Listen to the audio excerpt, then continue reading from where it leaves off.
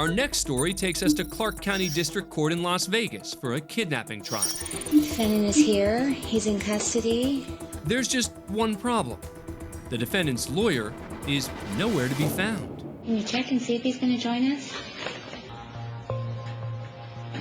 After a 90-minute delay, defense lawyer Joseph Caramango finally arrives in the courtroom.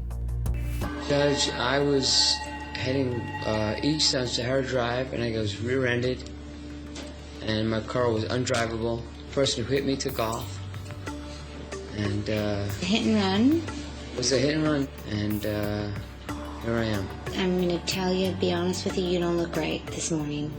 That's why I'm concerned. Judge, my neck and my back is killing me, but I'm ready to go forward.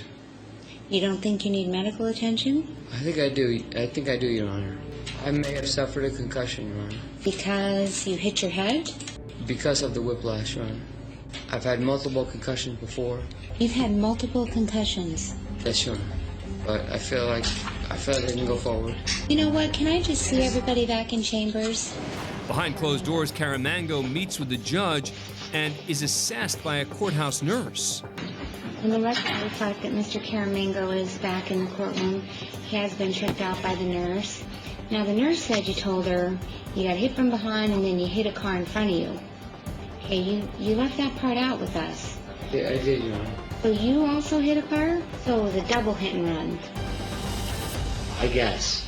The judge is becoming increasingly suspicious of Caramango's story, and the prosecuting attorney isn't doing him any favors. My observations were observing him that there was clearly something wrong with him. I noticed he was slurring his speech. I noticed he seemed unsteady on his feet.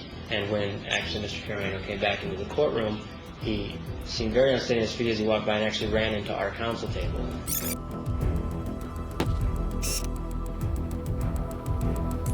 Things only get worse for the defense lawyer when the judge orders him to take a blood alcohol test. I think you have a concussion. I think you're dazed and confused and can't tell a straight story because you're too intoxicated. I admit that I did have drinks last night, and I lost my grandmother about 2 weeks ago.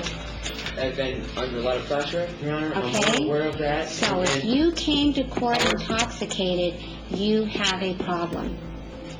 Do you understand me? Your Honor, I can represent as an officer of the court. I am not intoxicated. Okay. So just go ahead and blow. Let's get it over with. Go ahead, sir.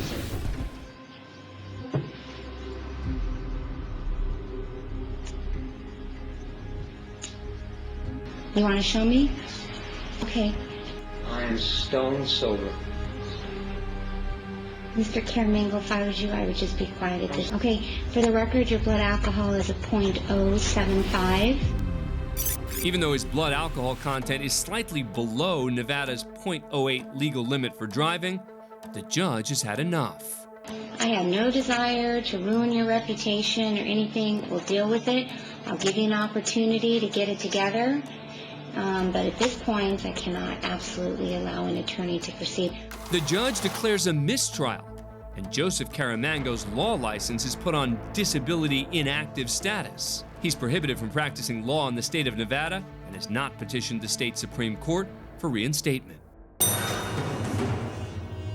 I will call it back up when she has her story straight. Thank you, Judge. But if she's up here and she's lying to me, ma'am, I don't play that way. We're in Ann Arbor, Michigan for a probable cause hearing. 33-year-old Julie Vongpachan has been charged with 2 counts of assaulting, resisting, or obstructing police and malicious destruction of a building. 2 months earlier, police say Vongpachan went to her ex-boyfriend's place of business and damaged the front door. When police arrived and she didn't cooperate, she was arrested. Vongpachan was released on a $10,000 bond, with the condition she check in regularly with community corrections and undergo drug testing. But when she didn't appear at multiple meetings and failed a drug test, she was ordered back into court. Today, Vongpachan appears with her attorney, Torchio Feast, before Judge Cedric Simpson to find out if her bond will be revoked. Is there a reason why she hasn't been going to community corrections? I was sick. I was in hospital. No, I understand that, but January 10th, she tested negative. January 19th, she missed. January 24th, she comes in, tests positive for THC. And then she misses February 7th, and then misses February 9th. She hasn't been testing, and it looks like some games are being played with community corrections. Judge Simpson then reviews the defendant's timeline in an attempt to figure out exactly when she used marijuana. She was at a party and had 2 marijuana-laced cookies. Yeah, so she had the marijuana cookies on which day? I ate the cookies before I was arrested, a couple days before that. Ma'am, you have laced cookies, take a test, it shows up negative. But 14 days later, then you take a test, and that's when it shows up in your system. Judge is saying that it should have showed up immediately. That's what he's suggesting. Okay. So he wants to know how's that possible. I don't know. Okay, look, here's the thing. I'm gonna give you my copy of the report. She can sit right in that last seat over there in the jury box, and I will call it back up when she has her story straight. Thank you, Judge. But if she's up here and she's lying to me, ma'am, I don't play that way. Right. Feaster takes a few minutes with his client. In going through the report with Ms. Wapachan, I do have some corrections. She does. Oh, so now she's gonna tell the truth. Yes, Judge. Go ahead. Thank you, Judge. She has, in fact, been using marijuana, and that is why she has failed to make her testing dates, Judge. She indicates that she knew she was going to be positive from the cookie, and she knew that subsequently she'd be positive from actual smoking of marijuana. She indicates that she does not have an addiction and that she can stop smoking, but that she had not stopped at this point, and that she takes responsibility. She apologizes. So she just decided that she just was gonna do it her way. She did, Judge. She did. The court gave her an order, Yes, Judge. and she decides that she just wants to not follow the court's order. Yes, Judge. Then she gets here, gets called on it when she was up here initially, and then is just lying to me. Yes, Judge. I apologize, Your Honor. You don't lie to the court, ma'am. You just don't. I'll deal with the truth. We can work that out. But if you're gonna sit here and lie to me, then that's gonna be a problem, and you're gonna pay a consequence for that. Judge Simpson is now ready to make his ruling. And lady, you're gonna have to figure out how you wanna do this. You gotta follow the rules. And the most important thing is you don't lie to me. Understood, Judge. Defendant's bond is revoked, pending a hearing on March 7th. Defendant's remanded. Vongpachan was taken to jail. A month later, the judge gave her a second chance, and after posting a $25,000 bond, she was released a second time to Community Correction Services. Vongpachan eventually pled no contest to one of the assault charges, while the other charges were dropped. She was sentenced to 1 year of probation, plus 5 days of community service. Ms. Underwood, at this time, do Yes. you have any statements that you wish to make in mitigation of punishment here? I just want to say thank you for not putting me in jail. Well, I haven't made that decision yet. We head to El Dorado, Kansas for a first appearance hearing. 38-year-old Amber Underwood has been charged with interference with law enforcement. 8 months earlier, after Underwood got into an altercation with her boyfriend, she called police and claimed he'd beaten and choked her. Her boyfriend was arrested and charged with aggravated domestic battery. 5 months later, Underwood admitted to prosecutors that she'd been drinking and lied about the incident. And the case against her boyfriend was dropped. Underwood was then arrested, charged, and released on $2,500 bond. Today, she appears without an attorney before Judge David Rickey to discuss next steps in the case. If found guilty, Underwood's facing a possible sentence of a year in jail plus a $2,500 fine. How do you plead, Ms. Underwood? I want to plead guilty. The court will accept the plea and find her convicted of Class A non-person misdemeanor interference with law enforcement. I want to hear from the state's attorney regarding a recommendation regarding an appropriate sentence. Judge Rickey checks in with prosecutor Jill Gillette, who appears off camera. Judge, I'm recommending 6 months underlying suspended for 6 months supervised probation. Very well, Ms. Gillette. Ms. Underwood, at this time, do you have any statements that you wish to make in mitigation of punishment here? I just want to say thank you for not putting me in jail. Well, I haven't made that decision yet. Okay, well then I guess I'll keep my mouth shut. Yeah, what I keep thinking about is what went through. He had to undergo arrest for a felony, aggravated domestic battery, not just a felony, but a bad one that suggests some real harm that was inflicted upon a domestic partner. I don't know how much jail time he did because of this. He was there for, I think, 2 or 3 days.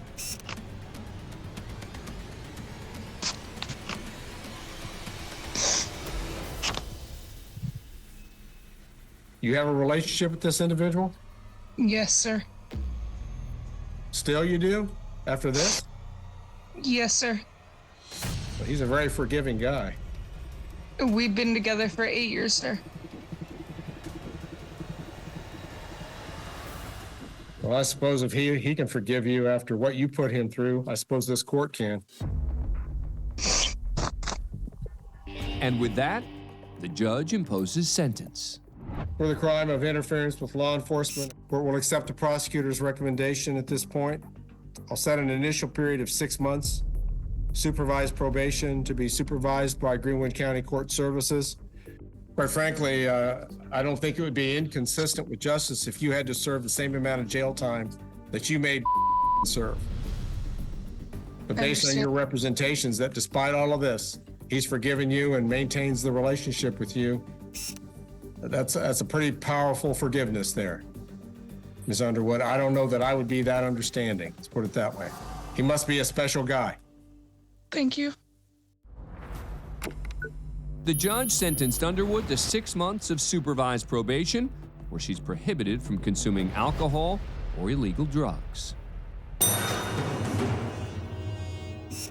I had a beer. I was at the bar watching the game. All right, I'm not going to accept the Ma'am, plea. Your Honor. I need you to let me do my job. We're in Detroit, Michigan for a pretrial hearing.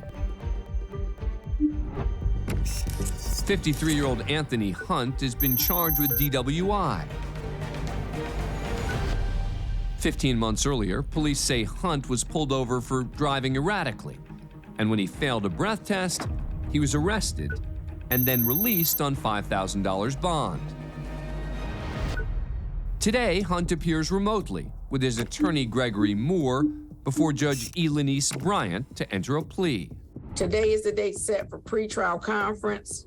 Mr. Moore, how are you proceeding today? I contacted the prosecutor yesterday, and they said that my office operating while visibly impaired. If that's the case, we'll take that offer.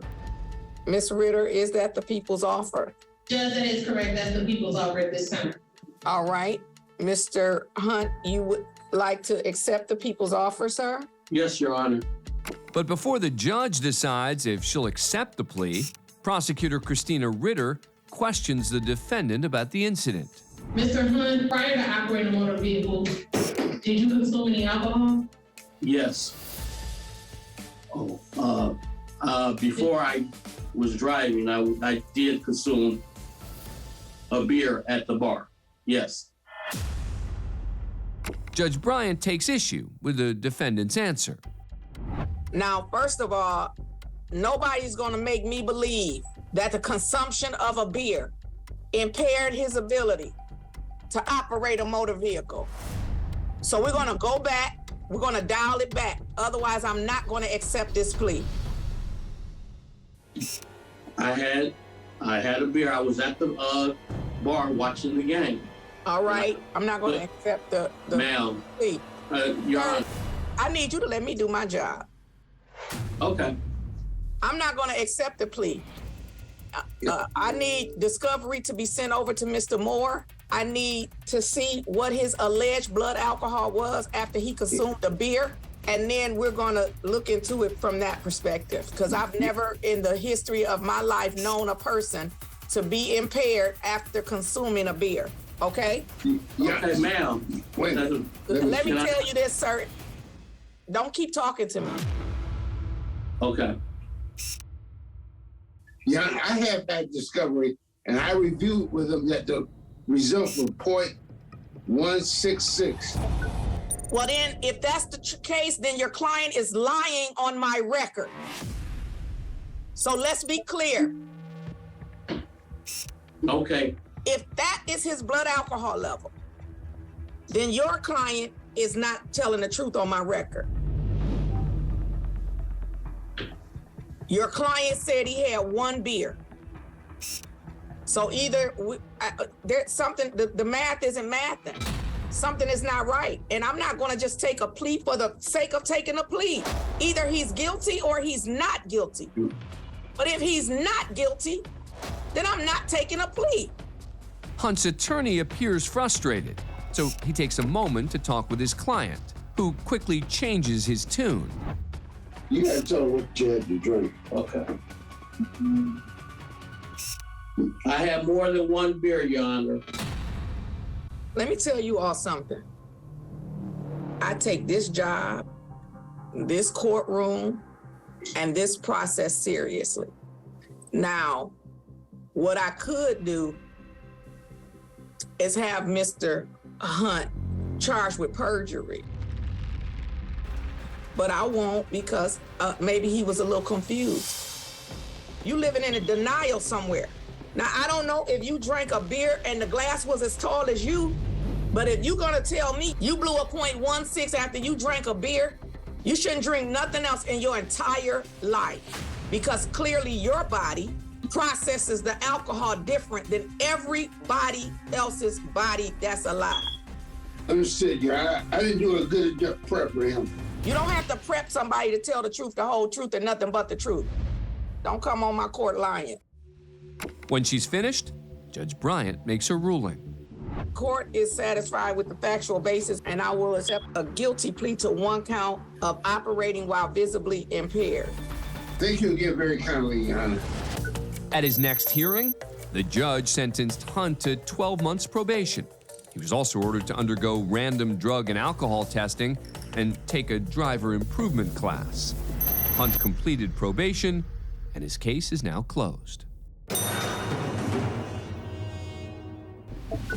Next, we go to Flint, Michigan for a pretrial hearing. 39-year-old Stephen Nauyorkis has been charged with driving while intoxicated. 5 months earlier, Nauyorkis was pulled over and cited for drunk driving. He pled not guilty and was released on a $3,000 bond. Today, he appears from inside a car before Judge David Goggins to discuss next steps in the case. He's represented by Alberto Marino. Stephen Nauyorkis? Yes, sir. Is your attorney there with you? Yes, I am, sir. If this is the right stage, can I make an offer to try to resolve this today? Hold on just a minute. I just need your P number. You need a what? I need your attorney's P number. Your P number. What do you mean by that, sir? I've never been asked that before. Are you an attorney? Yes. I'm retired, sir. I came out of retirement just to help them. Mr. Nauyorkis, where did you find your attorney? Tell him you could plead not guilty. He's my neighbor, a friend of mine. I help him out. Where does he live? I want his address, is what I want. Just say I plead not guilty. Nope, sir. Nope, you're not anymore. Mr. Marino. Mr. Marino, what's your address? I don't know mine. You don't know mine. You don't know? Oh, no, now you're gonna play that with me too? No, Your Honor, I'm gonna withdraw. Yeah, you're not withdrawing from anything. You're not an attorney, are you? I'm gonna withdraw. He could get it. He could get his own attorney and go from there. I don't want him to get any trouble or anything like that. Mr. Marino, you're in trouble right now. You're not an attorney, are you? Not to you. Where are you an attorney at? Where I used to live. Where? In Scottsdale, Arizona. So what's your bar number out there? No, look, sir. All I'm trying to do is help him. I'm not his attorney. I was advising him. Your name is being turned into the state bar. I understand that. All we asked for was a copy of the police report. That's all we asked for. Still acting like an attorney. Keep your mouth shut and get off of there and put Mr. Nurarkas back on. No problem. After Marino passes the phone, Judge Goggins returns to the defendant. You know him as a neighbor? Yes, sir. He said that he could help me out. He's putting you in a really, really bad position. Yes, I understand, sir. So I'm going to adjourn your matter for a week here. And what I'm going to want is Mr. Marino's address on that date, okay? Okay. And I'll get you a court-appointed attorney on that date as well, okay? Okay. He owes you more than an apology, I think. Okay. He's in some hot water right now.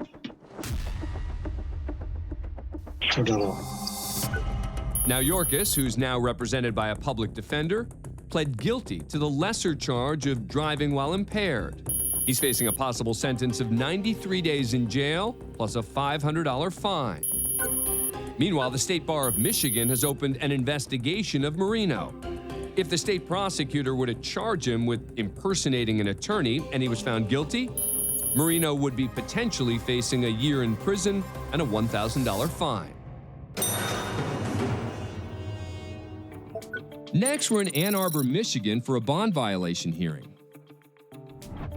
56-year-old Raphael Grabowski has been charged with operating a vehicle while intoxicated. A year earlier, Grabowski was arrested and then released on his own recognizance pending trial. But when he failed to appear at a pretrial hearing, he was arrested again, released on a $25,000 bond, and ordered to not consume any alcohol. Then, after Grabowski tested positive for alcohol on 2 separate occasions, he was ordered back to court. Today, he appears before Judge Cedric Simpson to hear if his bond will be revoked. Representing the state is Patricia Reiser. Grabowski's attorney, David Goldstein, attempts to explain the positive test results. My client indicated to me that he does use, on occasion, mouthwash. And on those 2 occasions, that's why there was a small amount of alcohol in his system. The court notes that I believe, I don't have That's what he told you. Yes. And that's why you're relating that to me? That's exactly right, Your Honor. Okay. I've never heard of mouthwash lingering that long. And I'll be honest with you, I don't believe it. Okay. At all. But if that's your story, then that's a story you're going to give me, and then I got to do what I got to do. Is that really what happened? Yeah, I was up late watching football, yes, with my girlfriend. I don't doubt that. You're saying that's the reason for the alcohol. Had a glass of wine with my girlfriend. On both of these occasions? She drinks wine. Yeah. That's what I thought happened. You actually drank. I apologize to the court. Judge Simpson checks in with the attorneys. What were we intending on doing on the case? Your Honor, I did have an opportunity to discuss the matter with Ms. Reiser. We were going to ask for about a 30-day adjournment. She indicated she was not going to make an offer until my client earned an offer. Yeah. This probably didn't help. guess it wouldn't be wise to adjourn this out 30 days. I will find that the defendant violated his bond conditions of no alcohol use. Defendant's bond will be set at $25,000. I'll give a 10% privilege at this defendant is remanded. The judge set a new bond of $25,000, and after 5 days in jail, Grabowski paid it and was released. He later accepted a deal from the state and pled guilty to the lesser charge of operating while impaired. He was sentenced to 5 days' time served plus 2 years probation.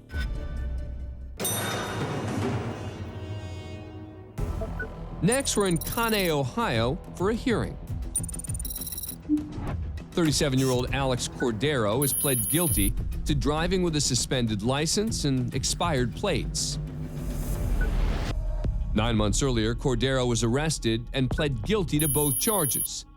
He was sentenced to 180 days in jail with 175 suspended. And if Cordero, who'd recently moved from Arizona, became a valid driver in Ohio within 6 months, the remaining 5 days of his sentence would be suspended as well. But even after the court granted him a 3-month extension, Cordero missed the deadline. Today, he appears before Judge Nicholas Irochi for a review of his case. So, tell me what's going on, Mr. Cordero. Well, you didn't show up for your jail report day. I showed up here and talked to the ladies up front. And they told me to call them the following day. And they told me that you were going to explain to me everything that I was going to have to do. That's not what is explained to me. You came here to give me a letter. No, I was here and I asked the lady, like, do you want me to turn myself in right now? And she told me that you were going to explain it to me today. I came to turn myself in. They told me something else. Bring Angeline here. The judge wants to hear from his clerk, Angelina Vasquez. Mr. Cordero is telling me that he turned himself in to report to jail to the court on December 3rd, and you guys turned him away. Is that what happened? Did I give you guys the piece of paper? And you guys told me that to call tomorrow, and you guys told me that. Wait a minute, that's different, Mr. Cordero, than what you just told me. No, Wait a minute, be quiet. You told me you showed up on the day you were supposed to report to jail, and the clerk of courts turned you away. Now you're telling her that you actually gave something in writing to her. Yes. So tell me what's the truth. Did you show up and turn yourself in, or did you come here and deliver a letter? I showed up to do both. Ms. Vasquez, did he tell you he's turning himself in? Yeah. I don't remember that. Why would I show up to court and not turn myself in? Because you turn yourself into the jail. You don't turn yourself into the court. And the only reason you come to court is to ask for another extension, which is what your letter essentially does. Thank you, Ms. Vasquez. You're excused. You know, when people call my clerks out, I'll bring them in. That's what happened. Mr. Cordero, you're full of it. Absolutely full of it. I've been doing this thing for 36 years. You think I'm stupid? You think I was born yesterday? You certainly are acting like it. And yet, I'm going to give you another break. Okay, I will recall the jail commitment, but you'll have until January 13th to pay it all in full. If you're not valid by then, just bring your clothes. You're going to spend 5 days in jail. 2 weeks later, Cordero showed proof of a valid Ohio driver's license and paid his remaining court costs. He did not have to go to jail, and the case is now closed.